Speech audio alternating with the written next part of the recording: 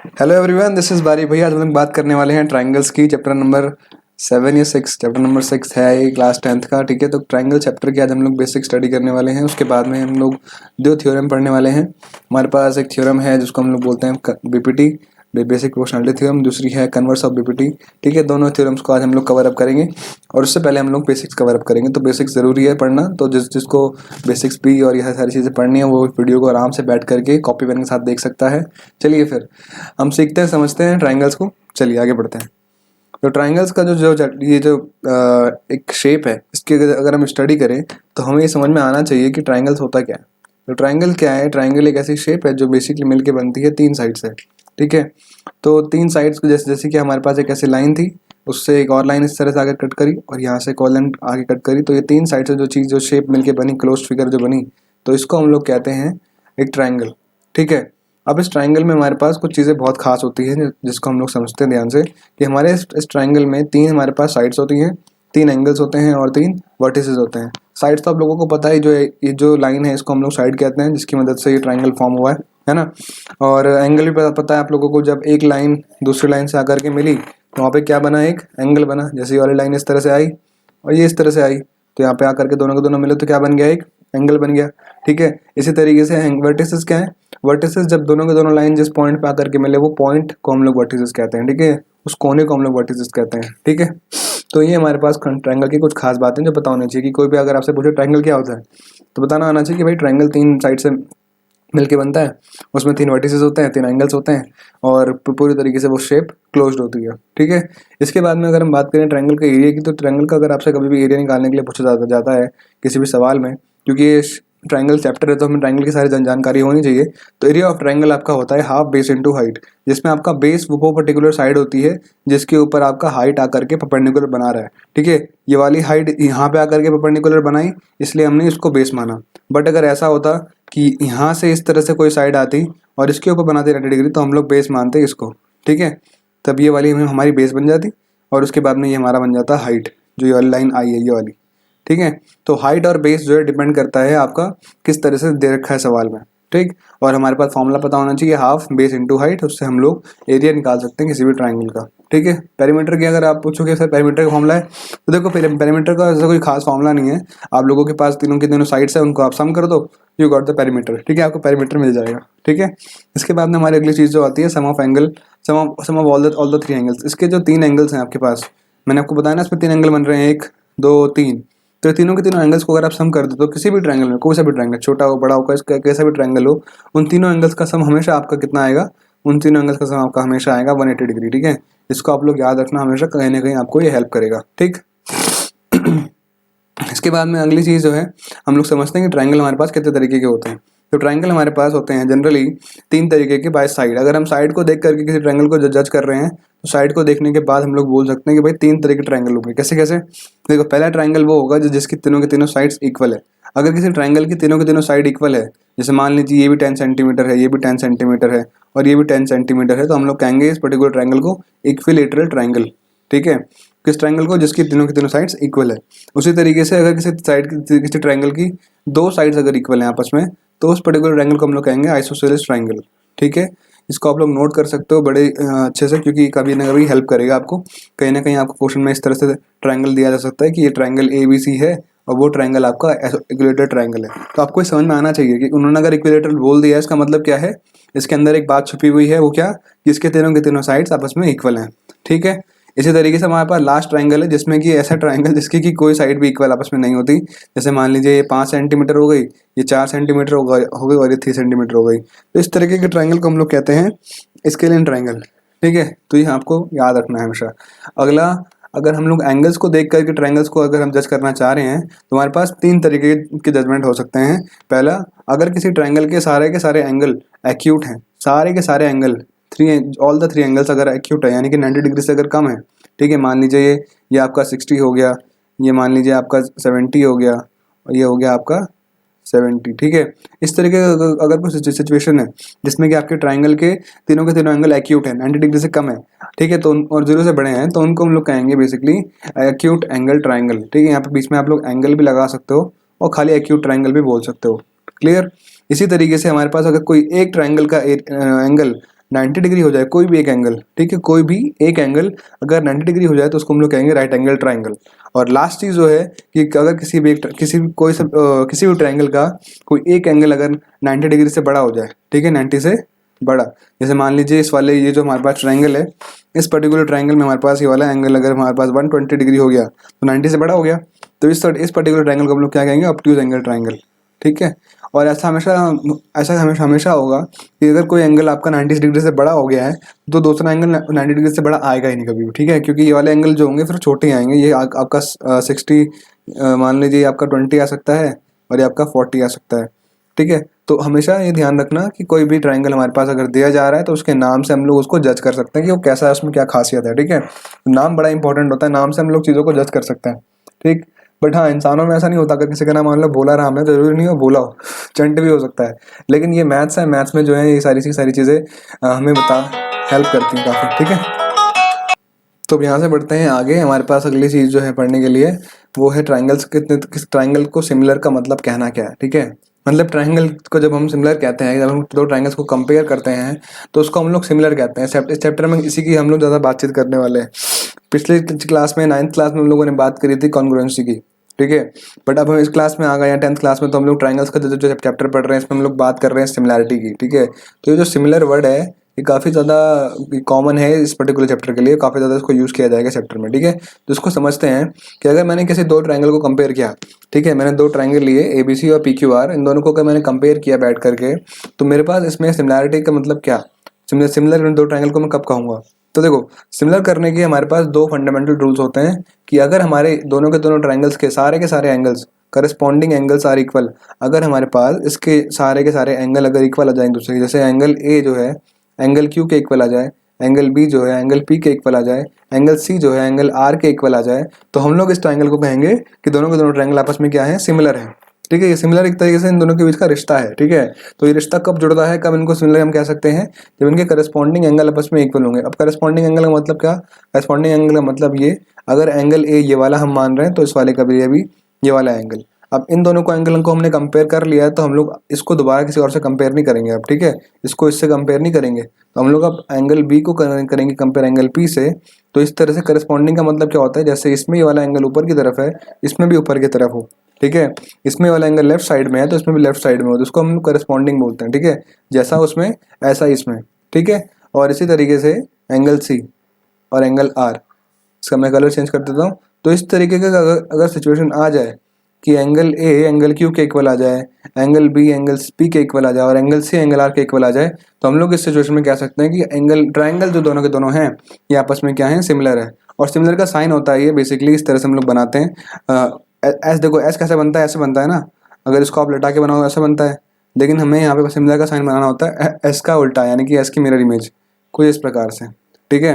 वैसे समझ लेना कि ऊपर की तरफ जाता हुआ बनता है ये, नीचे से ऊपर की तरफ, ठीक है। कुछ इस तरीके से ये बनता है हमारा पास साइन ऑफ सिमिलैरिटी, ठीक।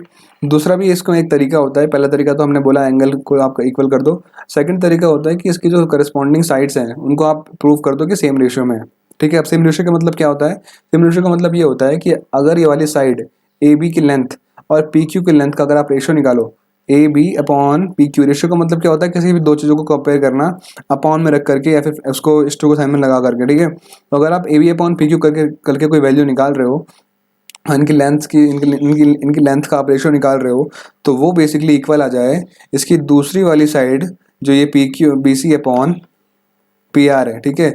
इसके अगर ये इक्वल आ जाए और तीसरी वाली साइड के भी इक्वल आ जाए AC अपॉन QR, ये AC अपॉन QR, तो ये हमारी क्या है, ये सारी करस्पॉन्डिंग साइड है। देखो कैसे करस्पॉन्डिंग बोल रहा हूँ मैं, करस्पॉन्डिंग का मतलब मैं आपको दोबारा समझा रहा हूँ, देखो ध्यान से समझना कि जैसे कि इसमें ये वाली साइड लेफ्ट साइड में है, लेफ्ट साइड है लेफ्ट साइड है ना, इसमें भी लेफ्ट साइड ये वाली है, तो ये वाली और ये वाली साइड का रेशियो मैंने निकाला AB अपॉन PQ। फिर ये राइट साइड है, ये भी इसमें राइट साइड है, इन दोनों का रेशियो निकाला BC और PR का, तो ये निकाला मैंने।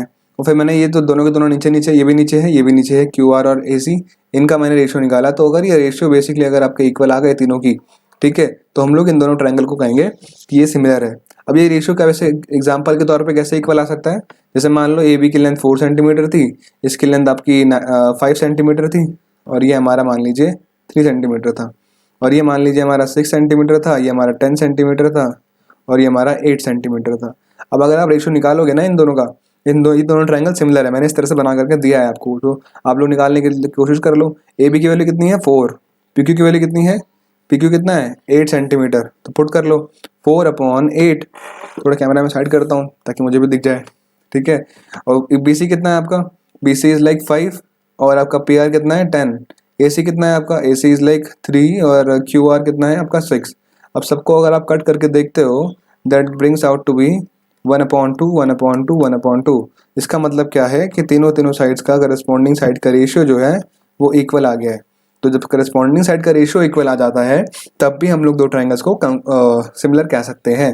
तो सिमिलैरिटी के हमारे पास दो रूल्स हैं। पहला, आप करस्पॉन्डिंग एंगल्स को इक्वल कर दो। दूसरा, आप करस्पॉन्डिंग साइड का रेशियो को इक्वल कर दो, ठीक है। अब इसके बाद में हम क्राइटेरिया भी पढ़ते हैं। क्राइटेरिया भी हमारे पास होती है इसमें, जिसको हम लोग बेसिकली ब्रॉडली यूज करते हैं क्राइटेरिया को। ये तो हमारे पास फंडामेंटल तरीके हैं बोलने के, ठीक है, सिमिलर।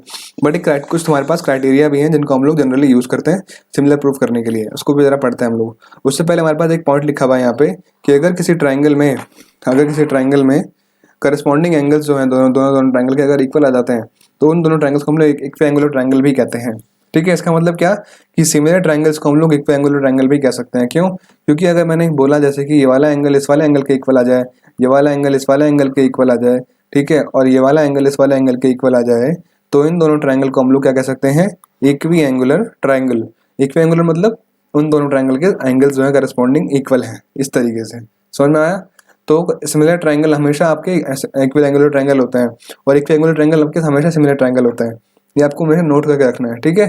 चलिए आगे बढ़ते हैं, हम बात करते हैं क्राइटेरिया की, ठीक है। तो हमारे पास कुछ क्राइटेरिया हैं, ठीक है, सिमिलरिटी प्रूव करने के दो ट्राइंगल को। कोई भी हमें दो ट्राइंगल दे दिए जाएं और उन्हें हमें बोला जाए कि इन दोनों ट्राइंगल को आप सिमिलर प्रूव कर दीजिए, तो हमारे पास तीन क्राइटेरिया हैं इनको सिमिलर प्रूव करने के, ठीक है। पहला क्राइटेरिया जो है वो बेसिकली आपका है डबल ए क्राइटेरिया, ठीक है। I am sorry.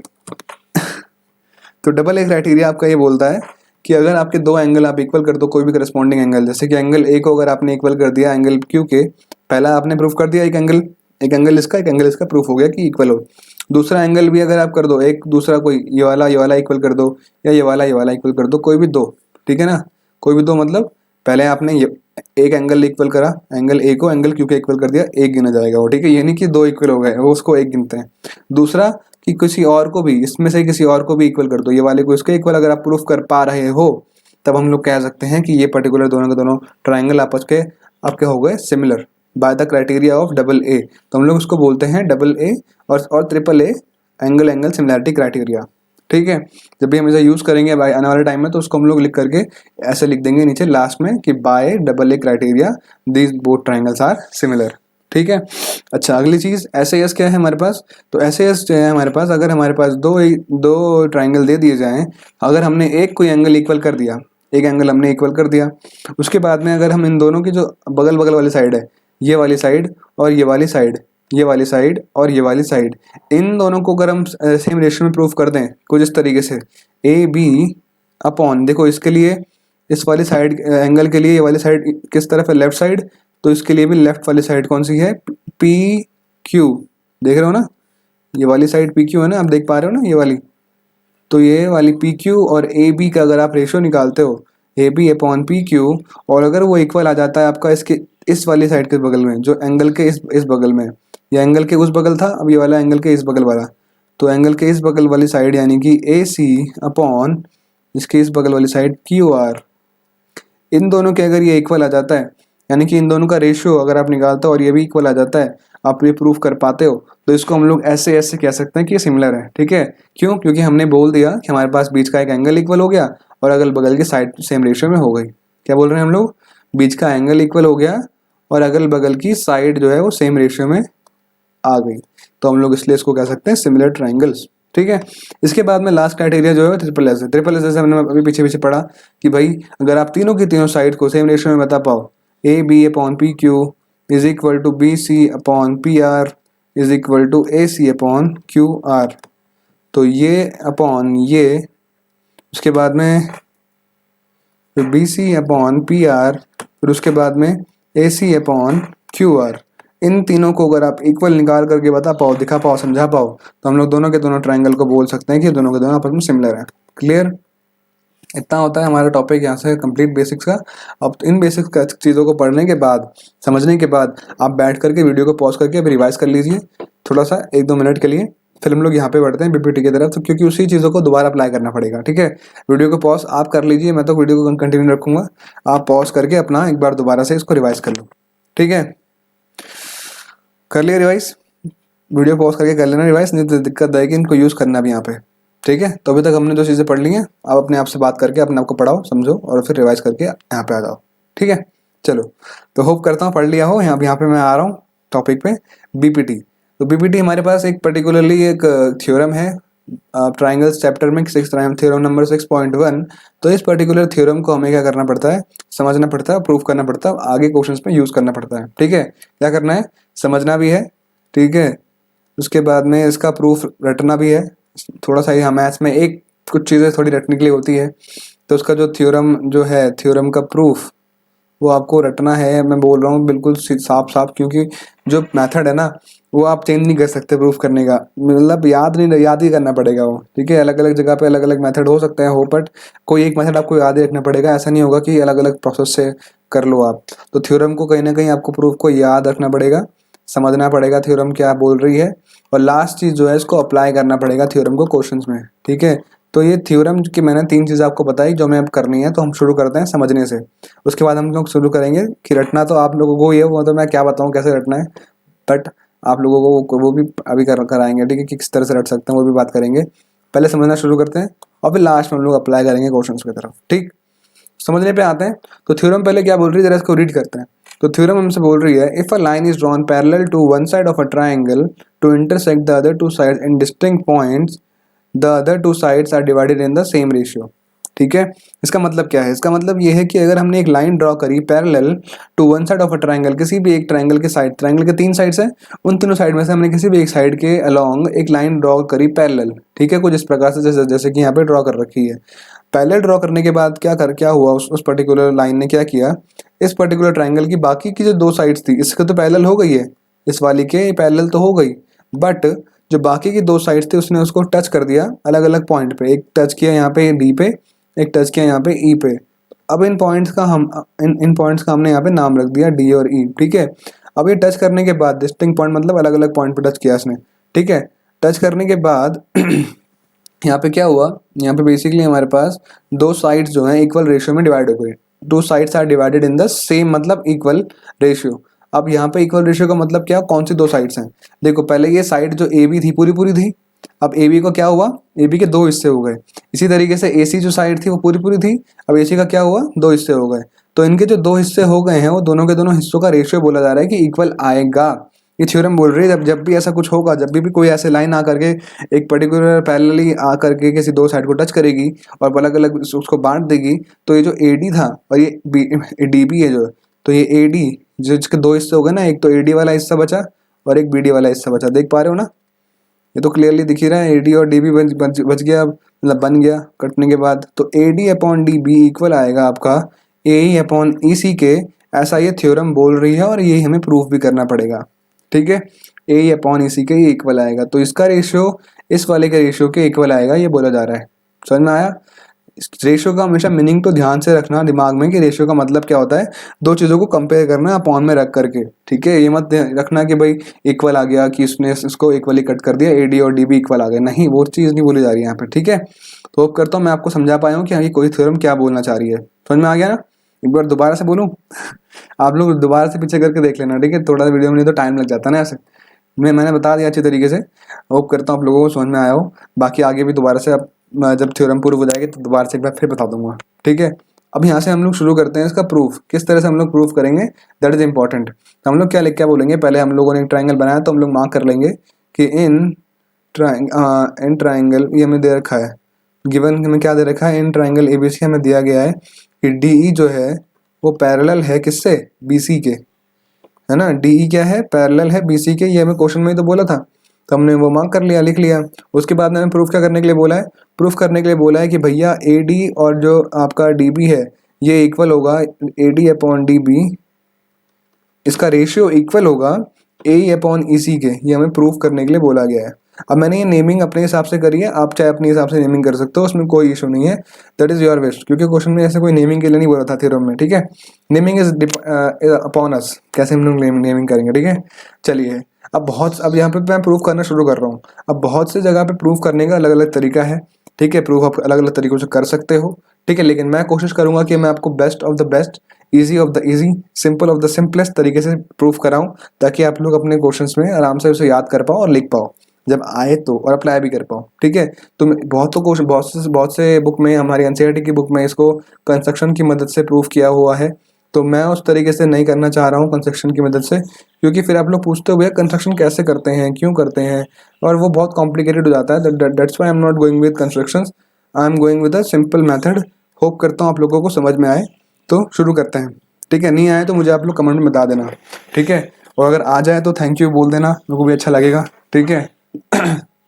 चलिए फिर, तो हमारे पास थ्योरम जो है उसको हम लोग प्रूफ करने के लिए जा रहे हैं, तो हम लोग क्या बोलेंगे कि यार देखो यहाँ पे हमारे पास दो ट्राइंगल है ना, ये वाला ट्राइंगल और ये वाला ट्राइंगल, ट्राइंगल ए डी ई है और ट्राइंगल ए बी सी है। तो मैं क्या बोल रहा हूँ कि मैं ट्राइंगल ए डी ई और ए बी सी को पहले मैं सिमिलर प्रूफ करूंगा, उसके बाद में कुछ इसमें चीज़ें देखूंगा, ऑब्जर्व करूंगा, और उसके बेसिस पे मैं प्रूफ करूंगा, ठीक है।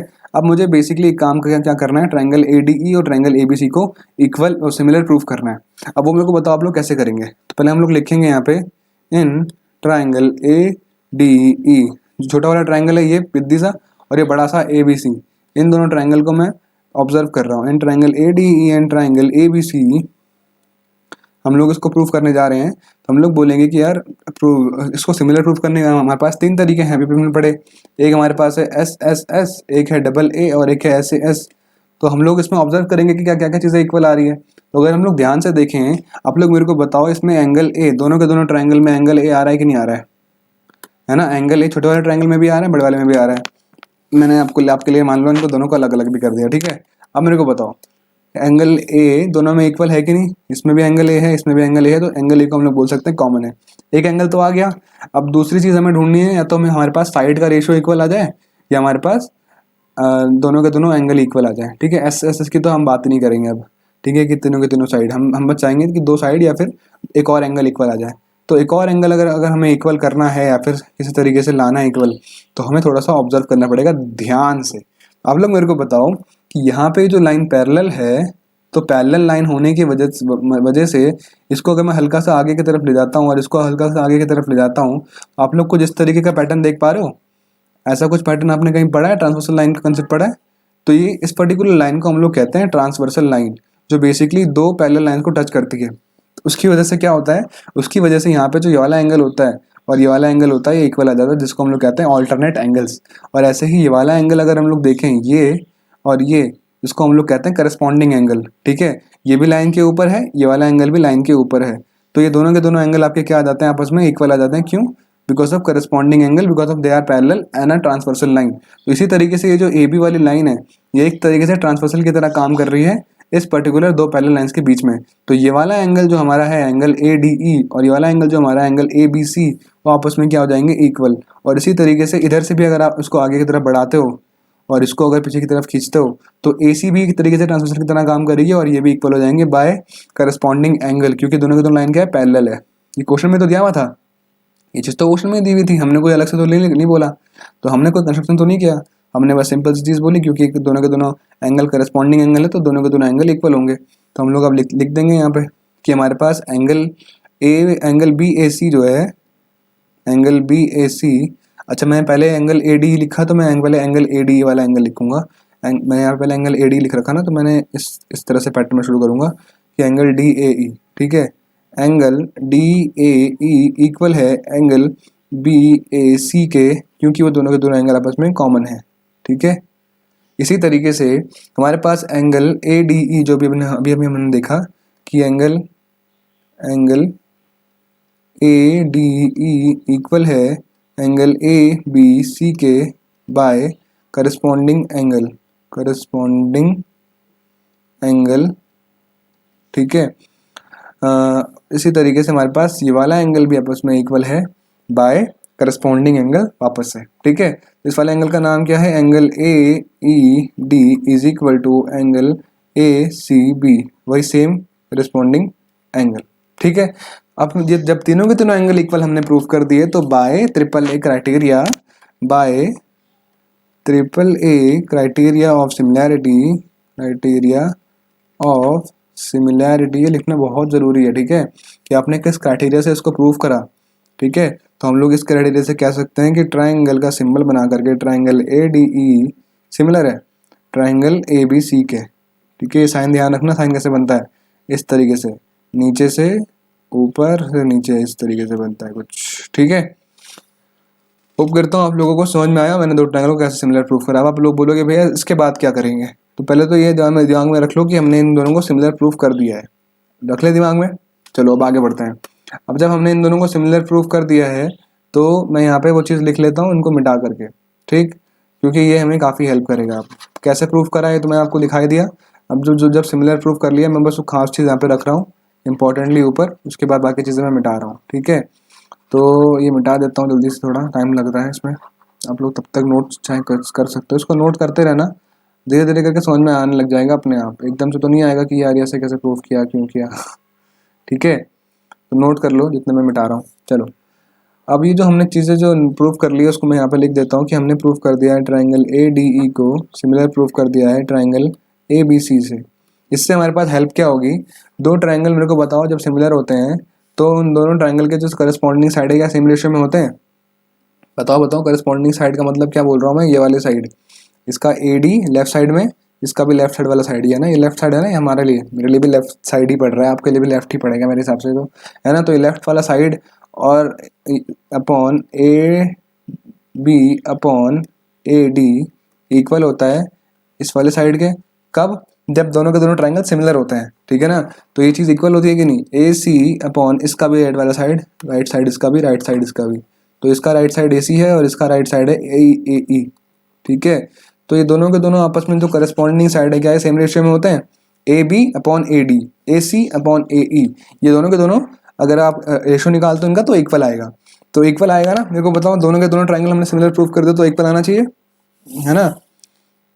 जिस तरीके से हम ये बोलते हैं कि अगर ये इक्वल आ गए तो ट्राइंगल सिमिलर हो गए, उस तरीके से हम ये तो बोल सकते हैं अगर ट्राइंगल सिमिलर है तो ये दोनों के दोनों इक्वल भी होंगे। तो ट्राइंगल क्योंकि सिमिलर हमने प्रूफ कर दिए तो ये दोनों के दोनों इक्वल हो गए और होंगे, सही बात है, समझ में आ गया ना इतनी चीज़। तो अगर ये इक्वल होंगे तो मेरे को आप एक बात बताओ, ए बी की वैल्यू क्या है, बताओ ए बी की वैल्यू पता है आप लोगों को कितनी सेंटीमीटर है नहीं पता, चलो कोई बात नहीं, उसकी ज़रूरत भी नहीं है आपको। अब मेरे को ये बताओ कि ए बी की वैल्यू क्या, A D upon D B बोल सकता हूँ मैं, ए बी की वैल्यू मैं बोल सकता हूँ कि भाई वो A D plus D B से मिलकर बना है, बोल सकता हूँ कि नहीं बोल सकता, इतना बोल सकता हूँ। इसी तरीके से मेरे को बताओ ए सी को क्या मैं बोल सकता हूँ, ए ई अपॉन ई सी से मिलकर बना है। This is the pattern that we have to observe in maths, maths में ये चीज़ें ऑब्जर्व ही करनी पड़ती है, इस तरीके से पैटर्न बना बना करके चीज़ें सॉल्व करनी ही करनी पड़ती है, ठीक है। ए सी की वैल्यू क्या है, ए ई प्लस ई सी, है कि नहीं। तो इस चीज़ को मैं यहाँ पुट कर दूंगा, ए बी की वैल्यू मैंने वहाँ से क्या बोली, A D plus D B, ठीक है, अपॉन ए डी का तो ए डी रहेगा, जो यहाँ पे ए डी लिखा हुआ था वो ऐसे के वैसे रखा रहेगा। इसी तरीके से ए सी की वैल्यू मैंने क्या बोली आपको, जो आपने मेरे को निकाल करके बताई, ए ई, सर ए सी जो है ए ई प्लस ई सी से मिलके बना है कि नहीं। तो वहाँ पे मैं लिख दूंगा ए E plus E C upon A ई, सही बात है। अब आप मेरे को बताओ जिस तरीके से हम लोग फ्रैक्शन में चीज़ों को पास लेके आते हैं क्या उसी तरह से इसको हम तोड़ सकते हैं क्या, इसको मैं तोड़ के A D upon A D plus D B upon D B लिख सकता हूँ, plus D B upon A D, um sorry मैं D B upon D B बोल रहा हूँ, लिख सकता हूँ क्या नहीं लिख सकता। ये अगर आप दोबारा से जोड़ोगे तो ऐसे बन जाएगा ना, मैथ्स में हम चीज़ों को ट्रांसफॉर्म कर रहे होते हैं यार, सिंपल सी बात है। अगर मैंने 5 लिख रखा है तो 5 को तोड़ के मैं 2 प्लस 3 लिख सकता हूँ, क्योंकि वापस से वही बन जाएगा, इक्वल बात है। तो इसलिए मैंने बस उसकी थोड़ी शक्ल बदल दी है बस। तो इस तरह से मैंने जब ये फ्रैक्शन नंबर था उसको मैंने बस तोड़ दिया अलग अलग डिनोमिनेटर्स में, और डिनोमिनेटर दोनों का सेम ही रखा है ताकि वापस से वही बन के आए। तो सही है ना ये बात, तो इसमें कहीं कन्फ्यूजन तो नहीं है, नहीं है ना। देखो रटने की कोई ज़रूरत है नहीं, बट तभी भी मैं बोल रहा हूँ चीज़ों को थोड़े समझने की कोशिश करो, ठीक है। हाँ तो अब यहाँ मेरे को बताओ ए डी और ए डी आपस में कट जाएंगे, क्यों, दोनों की लेंथ सेम ही है ना, एक तरह से ए डी की तरह से लिखा हुआ है 4/4, कट करके क्या आ जाएगा 1/1, ये भी कट जाएगा 1/1, ठीक है। तो अब मेरे को आप लोग बताओ कि क्या बच गया हमारे पास, क्या चीज़ बची रह गई। अब मैं थोड़ा सा चेंज कर रहा हूँ, हमारे पास यहाँ पे रह गया 1 plus D B upon A D, और हमारे पास रह गया 1 plus E C upon A ई, सही बात है। अब आप मेरे को सिंपल से एक चीज़ बताओ, सिंपल से एक चीज़ बताओ, ये 1 यहाँ कौन से साइन में है, इसका साइन क्या है, प्लस है कि नहीं। वहाँ जाकर के क्या हो जाएगा माइनस, तो इसको मैं अगर यहाँ भेजूंगा तो ये हो जाएगा 1 - 1, यहाँ पे आकर के क्या हो जाएगा 0, और ये तो वैसे के वैसे लिखा रहेगा, तो ये 0 बन जाएगा ना जाकर के। तो इसको मैं फालतू का स्टेप ऐड नहीं कर रहा हूँ, बस बोल रहा हूँ सिंपल सा ये 0 बन जाएगा, तो हमारे पास सिंपल सी जो चीज़ें बचेंगी तो दोनों के दोनों ही बचेगी, ये बचेगा हमारे पास और ये बचेगा हमारे पास, समझ रहे हो, समझ रहे हो ना। ये वाली चीज़ वहाँ जा करके माइनस माइनस में आ जाएगी और 1 - 1 0 हो जाएगा, हमारे पास सिर्फ और सिर्फ बचेगा dB/AD और EC/AE, इसलिए मैंने फालतू का स्टेप ऐड नहीं करा, क्योंकि जगह भी कम है ना यार, दिक्कत भी तो है हमारे पास, इसलिए मैंने यहाँ पे कम स्टेप में चीज़ों को लिख दिया। और आप लोग अब मेरे को बताओ कि सॉल्यूशन आ गया है कि नहीं आ गया है। तो ये सॉल्यूशन आ गया है, dB/AD इक्वल आ गया है EC/AE के। हमें प्रूफ क्या करना था, हमें प्रूफ करना था sir AD/DB equal to AE/EC। हमारे पास सर AD भी है, DB भी है, EC भी है, EE भी है, वहाँ भी ये सारी चीज़ें हैं है। लेकिन सर आप एक बात बताओ, आपने ये प्रूफ तो कर दिया, लेकिन यहाँ पे तो AD/DB उल्टा रखा हुआ है, यहाँ पे सीधा रखा हुआ है, तो उल्टा कर दो ना यार, वो तो कर सकते हो ना। मेरे को एक बात बताओ, इसको आप उल्टा कर सकते हो ना, दोनों तरफ उल्टा कर दो, बातें की हो जाएगी। अब मेरे को बताओ 1/2 इक्वल टू 1/2 होता है ना, तो क्या 2/1 इक्वल टू 2/1 नहीं होता होता है ना, दोनों को उल्टा कर दो, सिंपल सी बात। तो दोनों को यहाँ पे उल्टा कर दो इस साइड में, तो दोनों को यहाँ पे हम लोग उल्टा कर देंगे। लेकिन ऐसा मत करना कभी भी कि एक साइड उल्टा करते तो दूसरी साइड उल्टा ही नहीं करा, तो उससे क्या दिक्कत हो जाएगी। आप बोल रहे हो, आप पहले बोल रहे थे सर 1/2 इक्वल टू 1/2 होता है, आपने क्या करा, मतलब मैं आपके लिए बोल रहा हूँ, आप बच्चे लोग क्या करोगे, सर ने बोला था उल्टा करने में कोई दिक्कत नहीं है, उल्टा करो भाई साहब, तो आप लोगों ने इसको उल्टा कर दिया, इस वाले साइड को उल्टा ही नहीं करा, तो ये इक्वल है भी तो नहीं आपस में। 2/1 1/2 इक्वल ही नहीं होते, 2/1 का वैल्यू 2 होता है, 1/2 का वैल्यू 0.5 होता है, तो दोनों को उल्टा करना पड़ेगा एक साथ। तो दोनों के दोनों एक साथ उल्टे होंगे तो चलेगा, नहीं तो नहीं चलेगा, ठीक है। तो चलो इनको दोनों को उल्टा कर दो, ये हो जाएगा आपका AD/DB और ये हो जाएगा आपका AE/EC। अब तो बिल्कुल वैसे का वैसा ही आ गया है, अब हम लोग बोल सकते हैं हेंस प्रूव्ड, मतलब प्रूव्ड, ठीक है। तो मेरे को बताओ ये चीज़ बिल्कुल सेम टू सेम है या नहीं, शक्ल दोनों की सेम टू सेम है कि नहीं, है कि नहीं। दोनों को दोनों हमने प्रूफ कर दिया ना, जैसा वहाँ पे था वैसा प्रूफ कर दिया, ठीक है। अब मैं आपको बताता हूँ दोबारा से हम लोगों ने क्या क्या किया, आप लोग एक बार दोबारा से खुद से भी देख लो हमने क्या क्या किया, और मैं बताता हूँ एक बार हम लोगों ने क्या किया। हम लोगों ने दोनों के दोनों ट्राइंगल थे, पिद्दी पिद्दी से एक बड़ा सा ट्राइंगल AD और ट्राइंगल ABC को हम लोगों ने सबसे पहले स्टेप में सिमिलर प्रूफ किया। सबसे पहले स्टेप में क्या करा, उन दोनों को सिमिलर प्रूफ किया, ठीक है। पहले स्टेप में सिमिलर, ये तो स्पेलिंग भी राइटिंग भी ऐसी बनती है सॉरी। दूसरे स्टेप में हम लोगों ने क्या किया, हम लोगों ने ये सिमिलर प्रूफ करने के बाद में दूसरे स्टेप में बोला कि दोनों के दोनों साइड भी जो है सेम रेशियो में होगी, तो इन दोनों साइड को हमने सेम रेशियो में रखा, AD/DB AD/AB, ठीक है ना। कुछ इस तरीके से मैंने आपको दिखाया भी था कि मैंने ऐसे करके दोनों ट्राइंगल को अलग अलग करके भी दिखाया था, AB/AD इक्वल होगा AC/AE के, क्योंकि दोनों के दोनों ट्राइंगल अब सिमिलर हो चुके हैं, ठीक है। दोनों के दोनों ट्राइंगल को आप अलग अलग करके भी देख सकते हो, तो वो मैंने आपको करके दिखाया। फिर हम लोगों ने इसको क्या रखा, हम लोगों ने इसको रख दिया रेशियो को इक्वल। उसके बाद में मैंने आप लोगों को बताया भैया AB की वैल्यू तो यार AD/AD+DB भी बोल सकता हूँ, मैंने यहाँ पे बताया ना आप लोगों को इस जगह, भाई AB की वैल्यू तो AD+DB भी हो सकती है, और AC की वैल्यू भी AE+EC भी हो सकती है, पता नहीं अपॉन क्यों बोल रहा हूँ, है ना। तो AC की वैल्यू क्या हो सकती है, AE+EC। तो मैंने आपको ये सिंपल सी चीज़ बोली, इसको मैंने रखा यहाँ पर, वैल्यू पुट कर दी। वैल्यू पुट करने के बाद में हम लोगों ने इसको थोड़ा खोल दिया, ठीक है। डिनोमिनेटर दोनों का अलग अलग, डिनोमिनेटर को इसको भी दे दिया और इसको भी दे दिया, जो कि हम कर सकते हैं, मैंने आपको समझा दिया क्यों कर सकते हैं, कैसे कर सकते हैं, ठीक है। क्योंकि वो वैसे वापस से वैसी वैल्यू बन करके आ जाती है, ठीक है। इस चीज़ को अगर आपको एक बार दोबारा से समझना है तो आप मेरे को एक बात बताओ, 1/2 प्लस 2/3 2/2 करते हो आप, 1/2 प्लस मान लो 5/2 इन दोनों को प्लस करते हो, तो इस प्लस कैसे होता है, 1 + 5/2 दैट इज इक्वल टू 6/2, ऐसा करते हो ना। तो 1 + 5/2 मेरे पे इस तरह से लिखा हुआ था इस फॉर्म में, मैंने उसको तोड़ करके अगर ऐसे लिख दिया वापस से तो कोई दिक्कत तो नहीं होगी ना। तो वही चीज़ करी है बस, सिंपल सी चीज़। होप करता हूँ समझ में आ गया वो वाले स्टेप। ये तो हो गए हमारे पास 3 स्टेप, ठीक है। पहले स्टेप में सिमिलर प्रूफ किया, दूसरे स्टेप में हम लोगों ने इनको सेम रेशियो में रखा, तीसरे में इनकी वैल्यू पुट करी जो यहाँ से उठा करके हमने रखी ऑब्जर्व करते हुए। उसके बाद में अगले स्टेप में हम लोगों ने इनको कांटा पीट करके यहाँ पे पूरी तरीके से प्रूफ कर दिया। तो लास्ट स्टेप में हमने बस सॉल्व किया है, और लास्ट स्टेप में नहीं, सेकंड लास्ट में सॉल्व किया है। फिफ्थ और लास्ट स्टेप में हम लोगों ने इसको उल्टा कर दिया, जो कि मैंने आपको समझा दिया उल्टा कर सकते हैं, लेकिन दोनों तरफ उल्टा करना जरूरी है। 5 स्टेप में ये सवाल सॉल्व हो गया है। पहले स्टेप में सिमिलर प्रूफ करो, दूसरे स्टेप में रेशियो को इक्वल करो, ठीक है, रेशियो को इक्वल। तीसरे स्टेप में आप इसको स्प्लिट कर दो, ठीक है ना, स्प्लिट नहीं करो सॉरी, तीसरे स्टेप में उसकी लेंथ जो ए बी की वैल्यू है, ए बी की वैल्यू कितनी है, A D plus D B, मैंने रखी ना ए बी की value A D plus D B, तो वो पुट कर दो क्योंकि वो असली में उसकी वैल्यू है। तो ठीक है, ठीक है, तो ए बी की वैल्यू पुट कर दो और ए सी की वैल्यू पुट कर दो। ठीक है, वैल्यू पुट करनी है इसमें।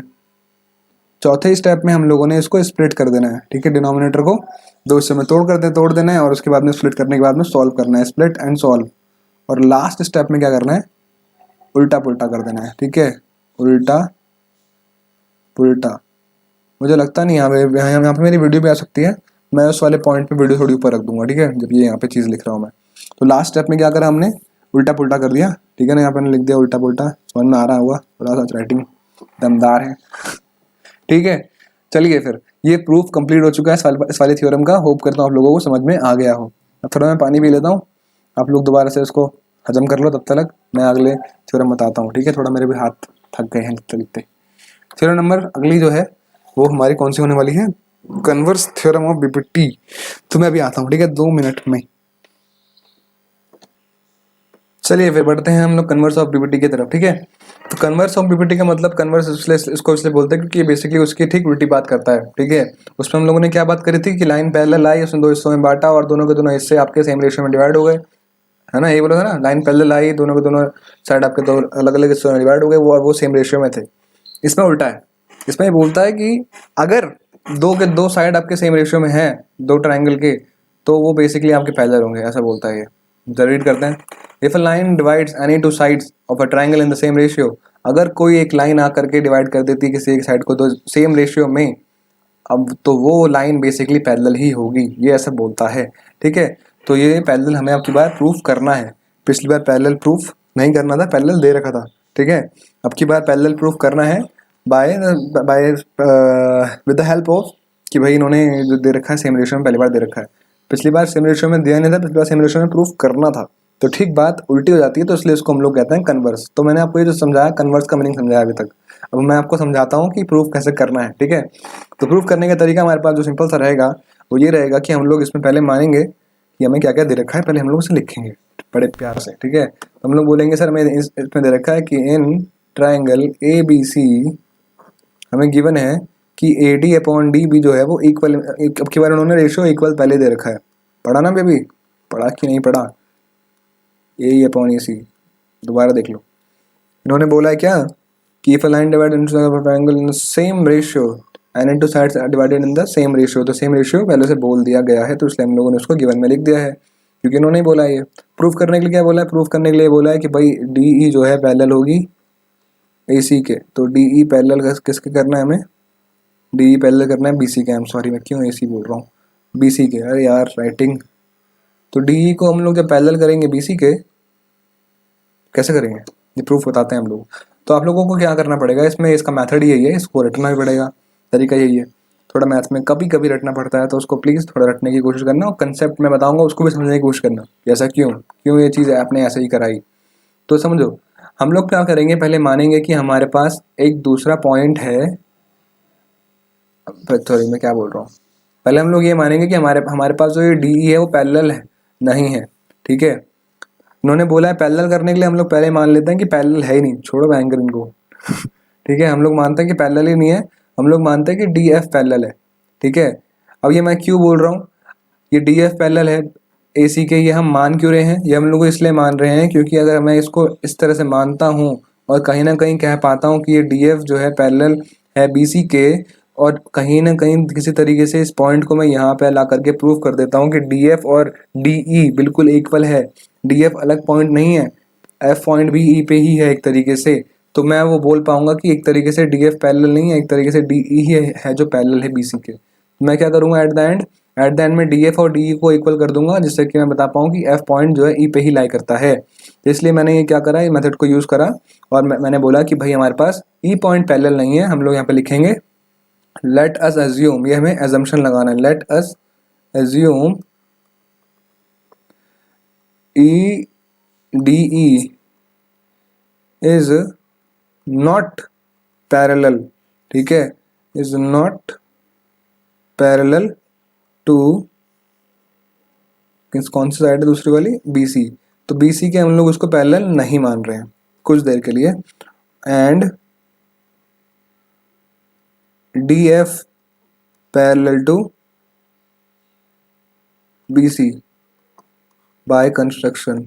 हमने कंस्ट्रक्शन ही इस तरह से किया है कि डी एफ जो है यहाँ पे हम लोग लिखेंगे लेट अस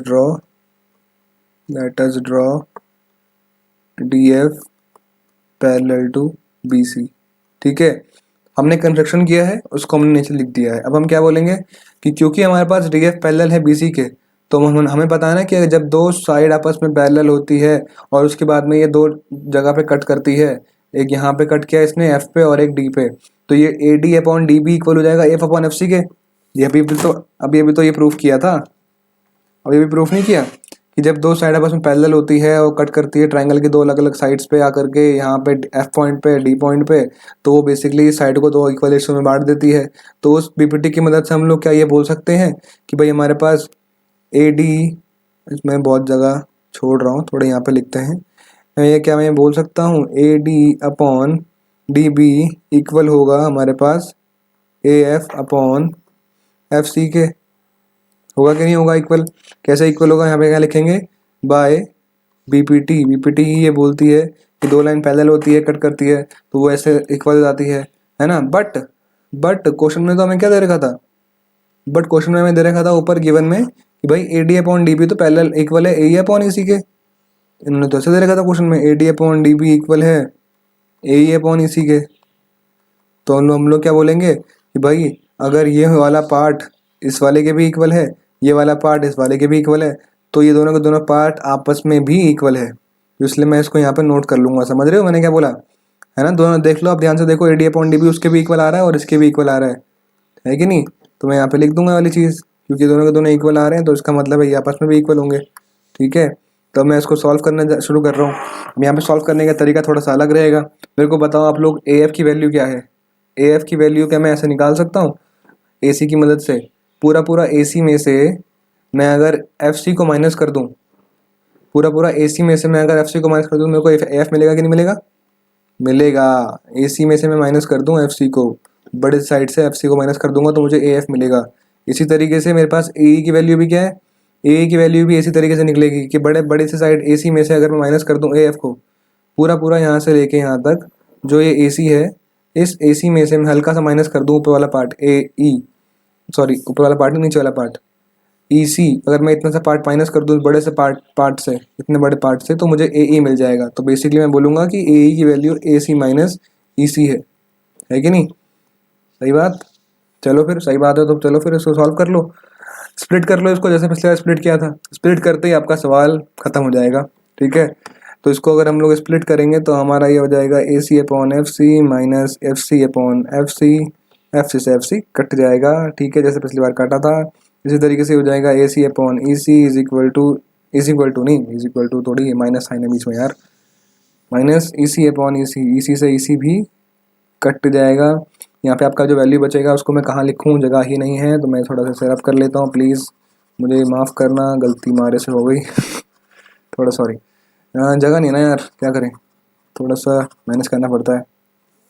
जैसे किसी के घर में जगह नहीं होती तो वो लोग मैनेज करते हैं ना, ऐसे ही हमें मैनेज करना पड़ता है। तो यहाँ पे हमारे पास जो वैल्यू निकल करके आई है वो आई है क्या, देखिए इसमें ज़रा मैं अभी A C minus F C, A C upon F C, A C upon F C minus 1 is equal to, cut करके माइनस 1 से कटेगा ना, ये 1 एफ सी ये बन जा ए सी माइनस एफ सी, और यहाँ पे आ जाएगा A C upon E C minus 1। अब आप मेरे को एक चीज़ बताओ, सिंपल सी चीज़ बताओ कि ये 1 का साइन क्या है यहाँ पे, माइनस, वहाँ जाकर के क्या हो जाएगा प्लस, तो वहाँ जाकर के ऐसा कुछ बन जाएगा -1, या -1 पहले से था, ये वाला वहाँ जाएगा, ये वाला वहाँ जाएगा, तो वहाँ जाकर के बन जाएगा +1। दोनों की वैल्यू कितनी आएगी, 0। तो वहाँ बेच करके क्या हो जाएगा, ये 0 हो जाएगा। हमारे पास क्या बचेगा, ये बचेगा और ये बचेगा। तो इसलिए मैं फिर से एक स्टेप फॉरवर्ड जा रहा हूँ, फालतू का स्टेप ऐड नहीं कर रहा हूँ, जगह कम है। ठीक है, तो यहाँ पे आपका ये आ जाएगा A C upon F C that is equal to A C upon E C. Clear? इतना क्लियर है तो फिर बस खत्म। अब मेरे को बताओ, ए सी अपॉन एफ सी को और ए सी अपॉन ई सी को अगर मैं उल्टा करना चाहूँ दोनों तरफ तो कर सकता हूँ? अभी बताया था कर सकते हैं ना, पता है तो बढ़िया। फिर चलो F C upon A C is equal to E C upon A C. ये वाला जो ए सी यहाँ पे डिवाइड में है कि नहीं, एफ सी के साथ में डिवाइड में इसको अगर मैं उधर भेज देता हूँ तो वहाँ जाकर क्या हो जाएगा, ये मल्टीप्लाई है कि नहीं, ये वाला ए सी वहाँ जाकर के क्या हो जाएगा, मल्टीप्लाई। ये ए सी और ये ए सी आपस में कट जाएंगे, फ्रैक्शन का सिंपल रूल है। आपके पास क्या बच गया, आपके पास जो चीज़ बच गई वो बच गई एफ सी, यहाँ लिखता हूँ यार, आपके पास जो चीज़ बच गई वो है F C equal to E सी। अब मेरे को बताओ आप, एफ सी और ई सी अगर इक्वल आ रहे हैं इसका मतलब क्या है, ध्यान से देखो, ध्यान से देखना। एफ सी और ई सी अगर इक्वल आ रहे हैं, ये एफ सी इतना बड़ा अंत और ये ई सी दोनों दोनों अगर इक्वल आ रहे हैं, इसका मतलब क्या है, एफ पॉइंट ई पे ही है तभी तो इक्वल आएंगे, नहीं तो इक्वल नहीं आ सकते। तो एफ सी ई सी तभी इक्वल आ सकते हैं जब एफ जो है पॉइंट ई पे हो। So it is only possible, so it is possible only when F is at E, जब एफ और ई, जब एफ पॉइंट ई पे होगा तो इस वजह से हम लोग बोल सकते हैं कि एफ और ई जो है सेम पॉइंट है, ठीक है। अगर एफ और ई सेम पॉइंट है इसका मतलब जो है यहाँ पे जो मैंने बोला था डी एफ, तो डी एफ की जगह मैं डी ई भी पुट कर सकता हूँ और बोल सकता हूँ कि therefore D E parallel to B C, ठीक है, therefore D E parallel to B C, क्योंकि एफ और ई सेम ही पॉइंट है। तो यहाँ से हमारी थ्योरम प्रूफ हो गई, जो हमें प्रूफ करना था, ये तो प्रूफ करना था, देखो यहाँ पे ये तो प्रूफ करना था, D parallel to B C, proof कर दिया ना। कैसे प्रूफ करा, फिर से बता रहा हूँ, अब मैं रिपीट कर रहा हूँ कैसे हमने प्रूफ करा। सबसे पहले हम लोगों ने मार्क किया, एक माना कि वाला पॉइंट जो है ई जो है डी ई जो है वो पैरेलल नहीं है, पहले हमने ये माना। उसके बाद हम लोगों ने कंस्ट्रक्शन किया इस तरीके से कि चलो ये पैरेलल नहीं तो कम से कम ये वाला साइड पैरेलल है, तो ये अगर पैरेलल था इसके तो हमने उसमें लगाया बीपीटी थ्योरम। बीपीटी थ्योरम के हिसाब से बेसिकली ये दोनों के दोनों सेम रेशियो में आना चाहिए थे, A D upon B D will be equal to A F upon F C. उसके बाद में हम लोगों ने इक्वल करने के बाद ए डी जो वाली वैल्यू थी यहाँ पे इसको भी यूज़ किया और यूज़ करके ए ई अपॉन ई सी को और इसको इक्वल कर दिया, ठीक है। और इक्वल करने के बाद हम लोगों ने यहाँ पे इसको स्प्लिट करा और स्प्लिट करने के बाद हम लोगों ने यहाँ पे इन्हें सॉल्व कर लिया और सॉल्व करते ही हमें दिख गया कि भाई हमारे पास एफ सी और ई सी इक्वल आ रहे हैं और एफ सी इतनी बड़ी साइड तो देखने में लग रही है और ई सी इक्वल तभी हो सकते हैं जब ये एफ पॉइंट यहाँ पे ना हो करके ई पे हो, ठीक है, यहाँ हो, तब जा करके ये एफ सी सी इक्वल आ सकते हैं, जिसको हमने प्रूव कर दिया। और अगर ये दोनों के दोनों पॉइंट सेम जगह पे हैं तो इसका मतलब क्या है कि जो हमने यहाँ पे बोला था ना D F parallel B C, इसका मतलब है डी एफ बोलो उसे डी ई बोलो, बात एक ही है, ठीक है। तो इस तरह से ये चीज़ हमारी प्रूफ हो चुकी है, कन्वर्स ऑफ बीपीटी। होप करता हूँ आप लोगों को समझ में आया, आप लोगों ने नोट किया हो, नोट टाइम टू टाइम करते रहना चीज़ों को, जो भी चीज़ें सीख रहे हो उसको भी और कंसेप्ट को भी। अभी हमने यहाँ पे क्या किया है, हम लोगों ने दो काम कर लिए हैं, ठीक है, इन दोनों थ्योरम में। पहला हम लोगों ने थ्योरम को समझ लिया है, ठीक है, अब हमें इसको याद भी करना पड़ेगा। क्या लिख दिया मैंने, इसको हमें क्या करना पड़ेगा, याद करने का तरीका सिंपल सा ये है, बार बार इसे लिखो, ठीक है, बार बार लिख लिख करके इसे याद करो, ठीक है। किसी को समझा दो, किसी को पढ़ा दो, खुद को पढ़ा दो लिख लिख करके कि अच्छा ये ऐसे प्रूफ होगा, ठीक है, इससे याद हो जाएगा। लास्ट स्टेप जो बचेगा अप्लाई करने का, वो हम लोग अगली वीडियो में क्वेश्चंस करके अप्लाई करेंगे, ठीक है, वो भी हम लोग आराम से कर लेंगे, सीख लेंगे, ठीक है। अभी के लिए इतना ही रखते हैं। इस लेक्चर में हम लोगों ने ये समझ लिया है और इसको याद करना आपको मैंने बता दिया कैसे याद हो सकता है। याद करने का एक ही तरीका है, बार बार लिख लिख करके इसे याद करो, कोई और तरीका है नहीं, ठीक है। और पैटर्न ढूंढ लो, बस ये दो थ्योरम याद रखनी है पूरे मैथ्स में। मुझे लगता है फॉर्मुलेस के अलावा ये दो थ्योरम याद करनी है, फॉर्मुले तो देखो याद करनी है, वो तो याद हो भी जाते हैं कि भाई एरिया ऑफ ट्रायंगल कितना होता है, area of rectangle L into B होता है, तो याद हो जाते हैं प्रैक्टिस करने के साथ साथ। क्या हो गया मेरी जुबान को, प्रैक्टिस करने के साथ साथ याद हो जाते हैं, ठीक है। तो ये भी आपको याद हो जाएगा प्रैक्टिस करने के साथ साथ, अप्लाई करने के साथ साथ और बार बार लिख करके, ठीक है। ये प्रूफ आता ही आता है, इसलिए प्लीज़ मेक श्योर इसको याद करना, ठीक है। और यहाँ इसकी ना डेफिनेशन भी याद कर लेना है, डेफिनेशन भी आ जाती है कि ऐसे लिखा जाता है, state the theorem, state the converse of BPT या स्टेट बीपीटी। तो ये पूरा ये जो ये लाइन लून है ये सब भी लिखनी पड़ती है, इसको भी याद कर लेना, ठीक है। और ये भी याद प्रैक्टिस से ही होना है मेरे भाई, मेरी बहन, मेरे बच्चों, ठीक है। ओके सर, तो हम लोग चलते हैं यहाँ से। अब अभी के लिए इस लेक्चर में इतना ही, हम लोगों ने जो समझा सीखा, होप करते हैं आप लोगों को समझ में आया हो, मैं समझा पाया हूँ। तो अगर आप लोगों को चीज़ अच्छी लगी तो प्लीज़ लाइक कर देना, ठीक है। Thank you so much for watching this video. इसी तरह से सीखते रहो, समझते रहो, अब जा करके आप फतह करो, ठीक है, निशाना लगाओ मतलब सवालों पर, और ये लिख लिख करके प्रैक्टिस करके। तो चलो ये bye bye, see you, take care and stay together to learn more new things. ऐसी अच्छी चीज़ें सीखने के लिए, कंसेप्ट्स को आसान भाषा में सिंपल तरीके से समझने के लिए हमसे जुड़े रहें, स्टे टुगेदर। चलिए फिर, बाय बाय, गुड बाय।